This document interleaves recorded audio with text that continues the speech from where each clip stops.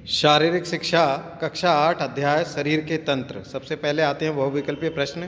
पहला, मांसपेशियां हमारे शरीर के भाग का कितने प्रतिशत भाग होती हैं? तो ये होता है 45%। हृदय से रक्त ले जाने का कार्य करती हैं, तो हृदय से रक्त ले जाने का कार्य करती हैं धमनियाँ।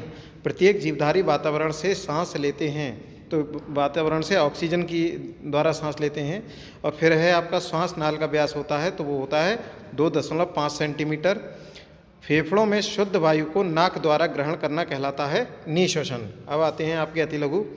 पहला, मांसपेशियां कितने प्रकार की होती हैं? नाम सहित लिखिए। तो मांसपेशियां 3 प्रकार की होती हैं, ऐच्छिक मांसपेशियां, अनैच्छिक मांसपेशियां और हृदय की मांसपेशियां।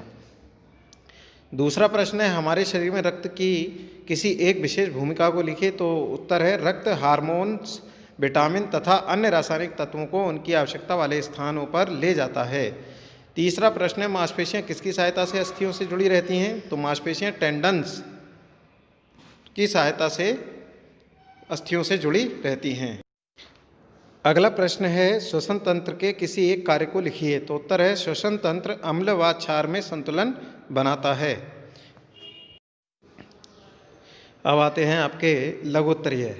तो रक्त प्रवाह संस्थान के कार्यों का वर्णन कीजिए। उत्तर है, रक्त प्रवाह संस्थान के मुख्य भूमिका हृदय की होती है, जो कि एक शक्ति पंप की तरह कार्य करता है तथा रक्त को विभिन्न भागों में पहुंचाता है। रक्त संस्थान की रक्तवाहक नलियां हैं धमनियां, केशिकाएं तथा शिराएं। धमनियां हृदय से रक्त ले जाती हैं। धमनियों में विभाजन तथा पुनः विभाजन से कोशिकाएं बनती हैं। रक्त शरीर में प्रयोग में आने के पश्चात अशुद्ध हो जाता है, जिसे शिराओं में भेज दिया जाता है। शिराएं अशुद्ध रक्त को हृदय तक ले जाती हैं तथा हृदय इस अशुद्ध रक्त को साफ होने के लिए फेफड़ों में भेज देता है। दूसरा प्रश्न है, फेफड़े श्वसन तंत्र को किस प्रकार प्रभावित करते हैं? तो फेफड़े श्वसन तंत्र का एक प्रमुख अंग फेफड़े होते हैं। ये हृदय से पार्श्व में स्थित गुलाबी रंग के कोमल, स्पंजी तथा ठोस व लचीले होते हैं। फेफड़े दोहरी झिल्ली से बनी प्लूरल गुहा में स्थित होते हैं। दोनों झिल्लियों के मध्य तरल पदार्थ होता है, जो फेफड़ों की सुरक्षा करता है। मानव के फेफड़े अपेशीय होते हैं। इनका फैलना तथा सिकुड़ना बक्ष गुहा के आयतन के घटने बढ़ने पर निर्भर करता है। इस कार्य में पसलियों के मध्य श्रेणी,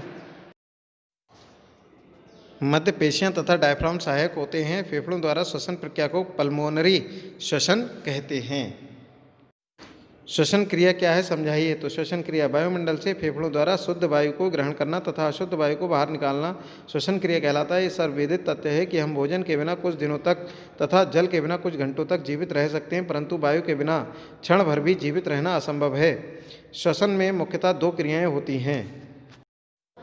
अगला प्रश्न है, रक्त प्रवाह संस्थान पर व्यायाम का क्या प्रभाव पड़ता है?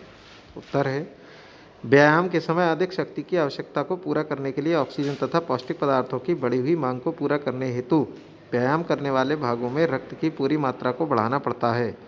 शरीर इस मांग को 2 प्रकार से पूरा करने का प्रयत्न करता है। नंबर 1, हृदय गति अथवा नाड़ी की गति को बढ़ाकर, जिससे रक्त की अधिक मात्रा प्रवाह के लिए भेजी जा सके।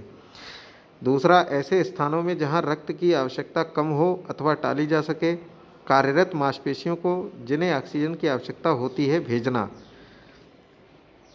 इसलिए यह देखा जा सकता है कि व्यायाम के समय हृदय गति अथवा नाड़ी गति बढ़ जाती है तथा यह 1 मिनट में 180 तक पहुंच जाती है। कठोर व्यायाम की शक्ति में गति बढ़ जाती है।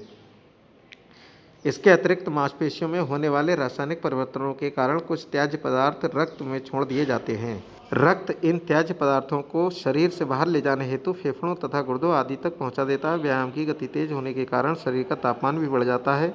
ऊष्मा का यह उत्पादन कुछ तो शक्ति के रूप में कार्य करने में आता है, शेष शरीर का तापमान बढ़ाता है। व्यायाम के समय रक्त शरीर का तापमान सामान्य रखने में सहायता करता है।